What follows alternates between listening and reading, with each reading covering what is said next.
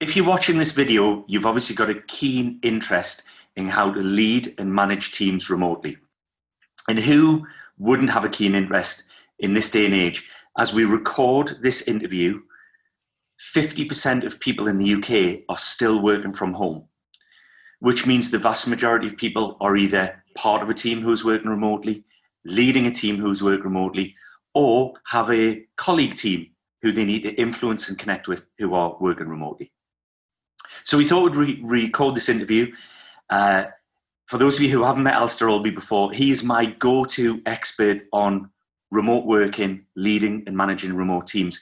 I've known Alastair since 2003 when we started to work together, and he's worked in all sorts of environments internationally, cross-culturally, and is an absolute genius when it comes to how to keep connected and get the best results from remote teams.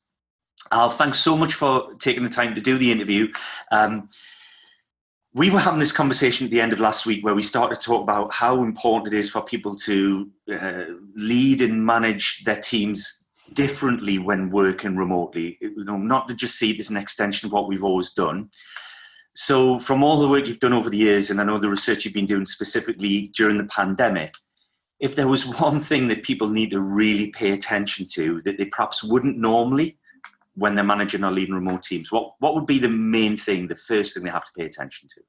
Hi, Richard. Thanks ever so much for that introduction. Great to have the chance to have a chat about this. You know, if there's one thing, I guess the most important thing, bearing in mind the context that we're currently living through, I'd say the most important thing is keeping in touch about people's concerns, what's important to them, and understanding where people are coming from. And it's so easy to, as a leader, to think about all of the work stuff that we need to be doing, right? Oh, we need to be shifting this priority from here to there. We need to be setting up a new way of sourcing supply chain. We need to be, all those sorts of things. And that's not to say they're not important, but there are a lot of companies where, sadly, leaders have really focused overly on that side of things at the expense of their team. I think a really good example of someone who's done this superbly comes from Southwest, the airline in the US, where the CEO, in the first week and a bit after lockdown, he spent 30 hours on one-to-one calls with his top 60 leaders, just finding out from them, what's your perspective? How are you feeling about this? What's the impact for you? How do you see this playing out for your team? And deeply listening to them. And it makes an enormous, enormous difference. So I'd say that's number one. If you haven't already done that, get busy doing it right now. So just so I'm clear that I'm hearing you right, because you've been coaching me on this. So there are times where the conversation needs to just be about how are we and how are you, rather than necessarily what's next on the agenda and what do we need to deliver and what work do we need to do. Yeah, absolutely. And that's not to say that we shouldn't ever be talking about some of the elements of work, like structurally, that we need to be doing, the task that we need to set. But if we do that at the expense of looking at the personal impact, then we're really missing a trick big time, because it impacts on our sense of connection, our sense of belonging, our sense of feeling understood, and that it's such an important element to the source of being a great team, a high-performing team. Yeah, I was speaking to a client this week, and he was saying that his biggest challenge that he has now is he knows he should be in contact with his team, but he hasn't really got anything to say because everyone's pretty much still furloughed in that organisation at the minute. And I was sharing your advice with him that actually that call, that contact might just be, I haven't got anything to say, but I'm just getting in touch to see if you're all right and see what's going on for you. I think it's really important. And finding out from them things like, so what's really important for you, and what really irritates you, and what are the things that make you get up in the morning, and have they shifted a little bit? Because for some people, their priorities have started to change now. Yeah. I think it gives us an opportunity to get to know each other much, much better, actually. And I've been working with some teams where they're now saying, we feel closer, despite being physically apart, we feel more closely bonded together. And if, for those teams where they will move back to being physically situated together, what we've now got to work on is, well, how do we sustain that once we are physically together again? Yeah, that makes sense. I do hear that a lot. There's this sense of a greater personal connection with some teams. And I think, one of the things that you're brilliant at is learning from scenarios and situations. And I guess one of the things that a good manager or leader of a remote team will do is take learnings from this current situation and make sure that they replicate them back when either their business comes back to life or when they go back into the office. Because some teams, I guess, might never go back to being anything other than a remote, virtually working team. But I guess there's lessons for some teams to learn when business comes back to life, right?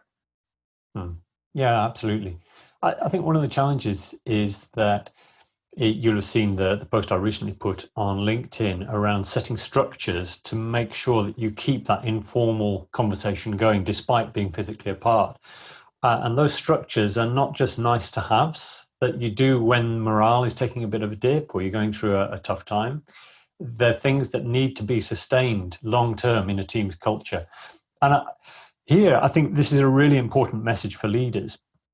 If you've been working with a team and it's been doing very well, working physically together, now you've all moved to remote, there's a sense that, well, okay, we need to make some adjustment. We need to give you the tools to do the work that you need to be doing and so on. We need to have remote meetings and what have you.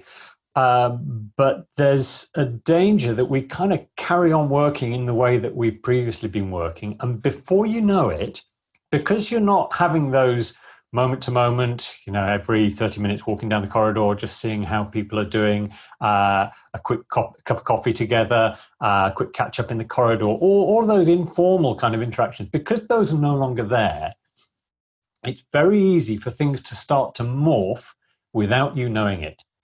And team dynamics can shift very, very quickly.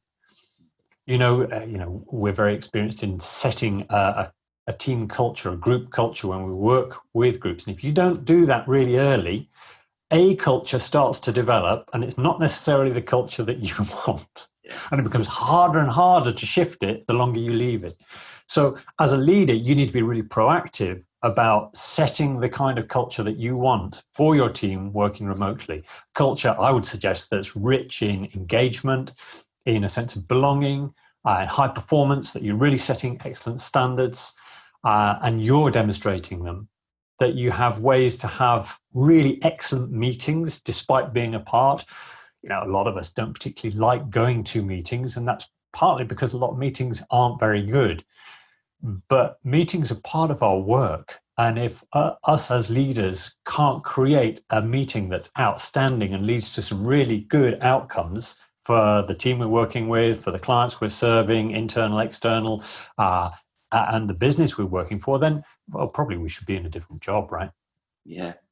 Al, have you got, I think you've hit on something really important there, this whole idea that actually maybe in some organizations, meeting culture will get worse because that's the only contact we have.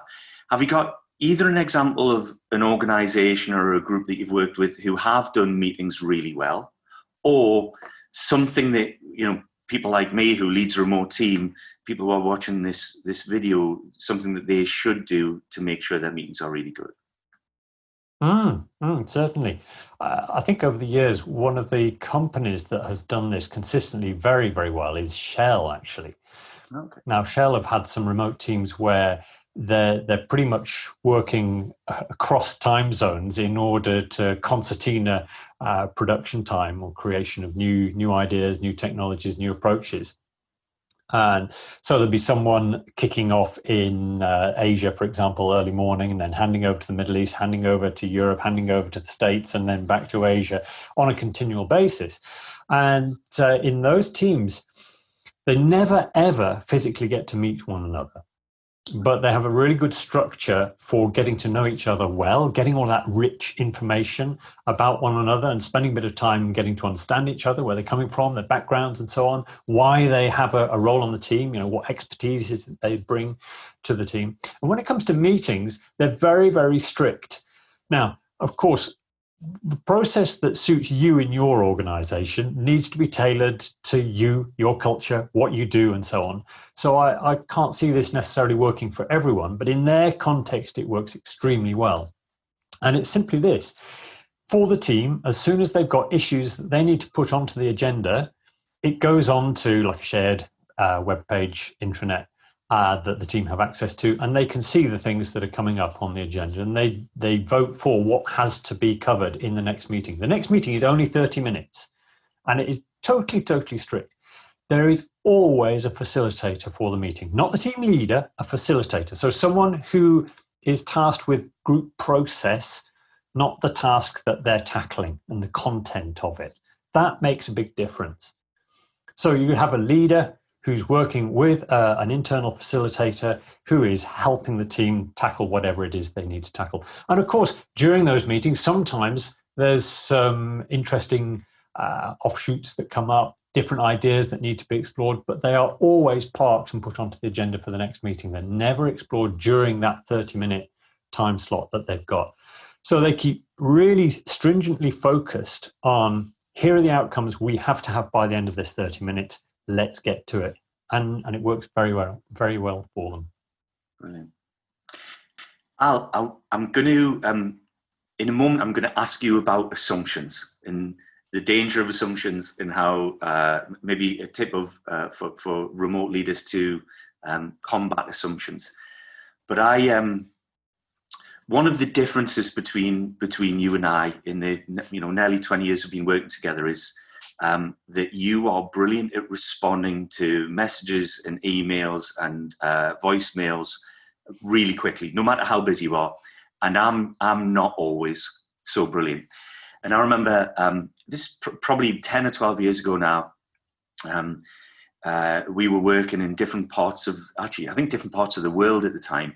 And I had an inquiry from a client, and I wanted you to be part of the project. And I remember sending you an email saying, "Can you get in touch really quickly?" I remember leaving your voicemails, and 24 hours later you hadn't come back, which was really unusual. And I left another set of messages, and you still didn't come back. And over a period of time, thinking, God, I must have really upset Al. He never, ever doesn't respond. And of course, these were the days before, WhatsApp was prevalent. You basically had your laptop, you had your mobile, you had maybe a text and a voicemail. And eventually we managed to connect. And I said, Al, what have I done wrong? How could you possibly not respond when a client wants us to do work? And I found out at that moment you'd had your laptop stolen and your mobile stolen in a different part of the world. And for a while, even though we weren't together, in my head, that put a big strain on our relationship. And it was only when I found out what had actually been going on that it all made sense. I guess those kinds of things are happening in remote teams all the time at the moment, where people are having those little offline conversations, or I guess online conversations that other people would normally be involved in, but they can't pop to the office next door to check. And as he said earlier, there are subcultures potentially forming. How do assumptions manifest themselves in remote teams? And is there anything that a leader or manager can do to dampen down the danger of negative assumptions? Yeah, I remember that incident very clearly. My phone and laptop having gone missing. What a period. What can we do to avoid it? Well, it comes back to what I was saying about group cultures starting to shift. And part of the reason they start to shift when moving to remote is because those assumptions start to escalate. And actually, in many teams, as people, we start to move from being 3D people to 2D people. And what I mean by that is now I'm just a resource to fulfill a task, as opposed to a human being in all my rich sort of glory, as it were. So part of the challenge is that as we start to do that, we start to dehumanize a little bit, and we stop thinking about the context of the other person and what might have been happening. And of course, also from all the work that we've done on understanding our brains need to make meaning of situations very, very quickly. They tend to do it in the blink of an eye. And we as humans often get fooled by the thoughts that come into our head and believe them. So the thoughts that we attach to often get us into trouble, just like in the example there where you thought you'd done something that had really annoyed me and had damaged our relationship longer term. And of course, it had nothing to do with that.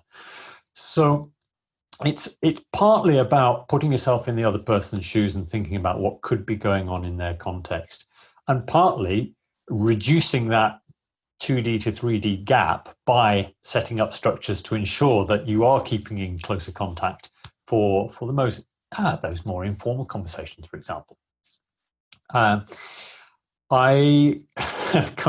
There's all sorts of stories that come to mind for me on this. Some of them are quite fueled by cross-cultural understanding or misunderstanding, as it happens. One in particular where there was a remote team in the UK that was working with a development team in India that I was working with, and the development team in India were driving the UK folk nuts. And so I did some interviews with everybody on the team, and one of the things that came up was whenever they had a conference call, the Indians were so slow in coming around with answers. You know, they'd get asked a question, and it'd be minutes before they came back with the answer. And it was starting to drive the UK-based folk a bit mad. As I discussed things with the Indians, what transpired was when they had their conference, they didn't have video conference, so it was voice-only functionality.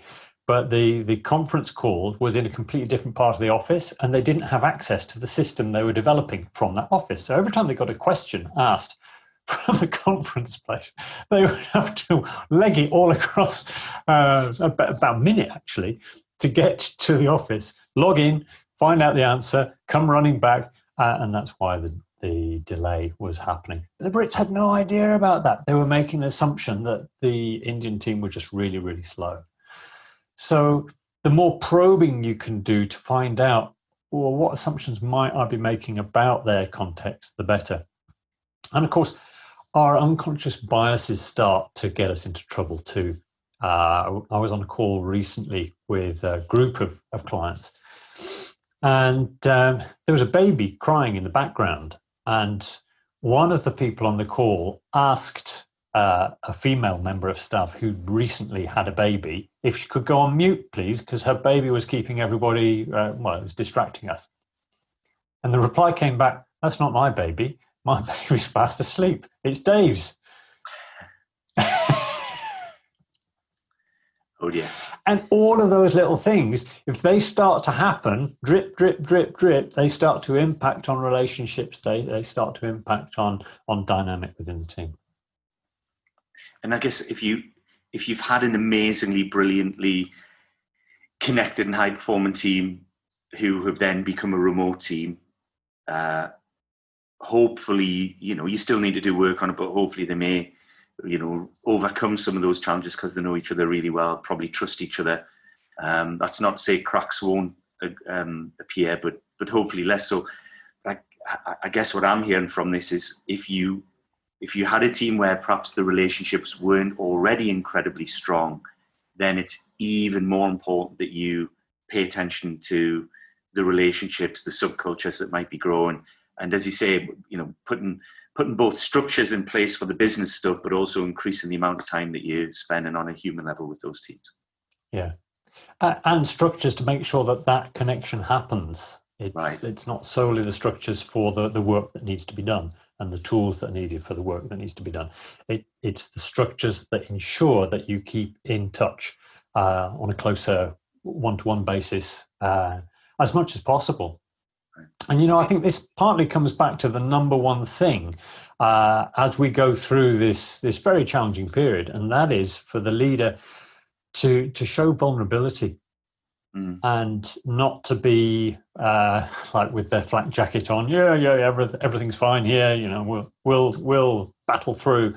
And of course, other people will be feeling all manner of different concerns. And they'll have anxiety, worry about lots and lots of different things, which is wholly natural. If you as a leader don't show vulnerability early on, then you'll set that tone within the team and none of that will come out. You go first and you'll find out some really rich stuff. Brilliant. I found this hugely valuable. If people want to get in touch to get some coaching or some development on how to lead their teams, or perhaps even to develop some of their leaders who sit under them to be brilliant remote leaders and managers, how do they get in touch? Pop me an email through at alastair@leadingbeyond.com or connect with me on LinkedIn. You'll find me very easily because there aren't very many Olbys around. My surname is spelled Olby, and it's rather a unique family name. Brilliant. Alastair, thanks again. And I hope everyone who's watching has found this really valuable. We look forward to seeing you soon.